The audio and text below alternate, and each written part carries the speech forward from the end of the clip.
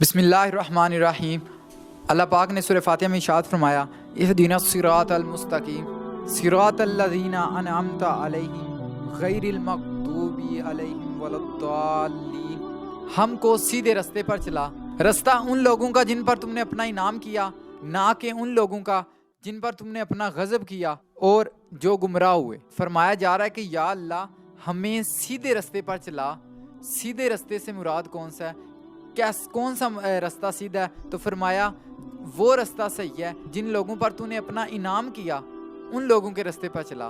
ان میں شہداء، صدیقین، صالحین اور انبیاء ہیں۔ وَحَسُنَ أُولَٰئِکَ رَفِیقًا، اور ان کی صحبت میں رہنے والے ہیں۔ تو ان لوگوں پر اللہ تعالیٰ کا انعام ہوا، تو اب ان لوگوں کے رستے پر ہمیں چلا۔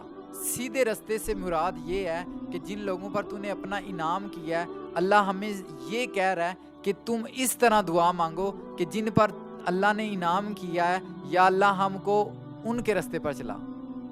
تو یہ آیت کریمہ کا مطلب ہے کہ ہدایت اور استقامت کے بغیر تم اخلاقی بے راہ روی سے بچ نہیں سکتے۔ مطلب کہ اگر ہدایت اور استقامت نہیں ہے، اہدنا الصراط المستقیم، ہدایت مجھے سیدھے رستے پر چلا، تو سیدھا رستہ کون؟ ہدایت و استقامت کی دولت چاہتے ہو تو یہ کتابوں سے نہیں ملتی۔ ہدایت اور استقامت کی دولت مجاہدے سے بھی نہیں ملتی، یہ علوم و فنون کے پڑھنے سے بھی نہیں ملتی۔ علم انتہا کا حاصل کر لو، ہر کمال حاصل کر لو، دنیا کے امام بن جاؤ، ان سب چیزوں سے ہدایت اور استقامت کی دولت نہیں مل سکتی۔ جب ہدایت نصیب میں ہی نہیں ہوگی تو بے راہ روی ختم نہیں ہوگی۔ آج کی بے راہ روی کا شکار ہونے والی نوجوان نسل یہ عرض کرتی ہے، یہ کہتی ہے کہ ہم چاہتے ہوئے بھی نیکی نہیں کر سکتے۔ ہمارا دل کرتا ہے کہ نیک کام کریں تو کر نہیں سکتے، دعا کرتے ہیں، ہم توبہ بھی کرتے ہیں، لیکن کیفیت نیکی کی طرف نہیں جاتے۔ تو وہ خاص طور پر متوجہ ہوں جو نوجوان ہیں کہ قرآن مجید نے ان کو یہ نسخہ بتا دیا،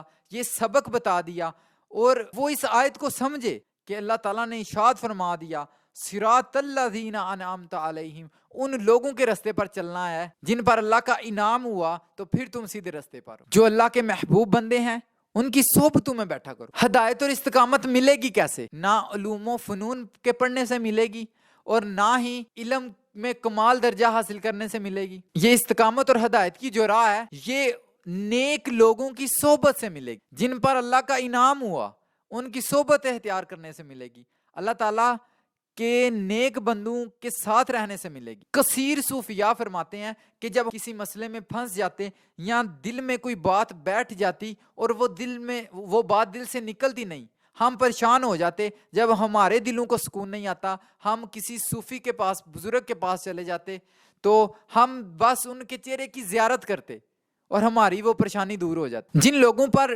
اللہ کا انعام ہوا ہے، اب آپ ان کی صحبت اختیار کریں، ان کے ساتھ بیٹھا کریں۔ میں نے آپ کو قرآن مجید کا بتایا ہوا نسخہ بتا دیا، وہ طریقہ عرض کر دیا کہ اگر کوئی کسی کو پریشانی لاحق ہے، کسی کی اولاد نافرمان ہے، بات نہیں مان رہی، تو اس کو چاہیے کہ کوئی ایسا بندہ تلاش کرے جس پہ اللہ کا انعام ہویا ہو، جو اللہ والا ہو، جو نیک ہو، جو خود ہدایت کے رستے پر ہو، تو پھر اپنی اولاد کو ان کی صحبت میں بٹھائے، تو ان کی اولاد جو ہے ہدایت یافتہ ہوگی، ان کی اولاد کو پھر ہدایت نصیب ہوگی۔ کوئی اللہ والا مل جائے تو اس کی صحبت میں بٹھاؤ، بس ہدایت صحبت سے ملتی ہے، کسی اور چیز سے نہیں ملتی۔ تو کسی نیک بندے کی، اللہ والے کی صحبت میسر آ گئی تو پھر آپ کو ہدایت بھی مل جائے گی۔ اب صحبت کی مختلف قسمیں ہیں، کسی کو کتابوں کی صحبت مل گئی، نیک لوگوں کی جو لکھی کتابیں ہیں ان کی صحبت مل گئی تو وہ کامیاب ہوا، یہ بھی ایک قسم کی صحبت ہے۔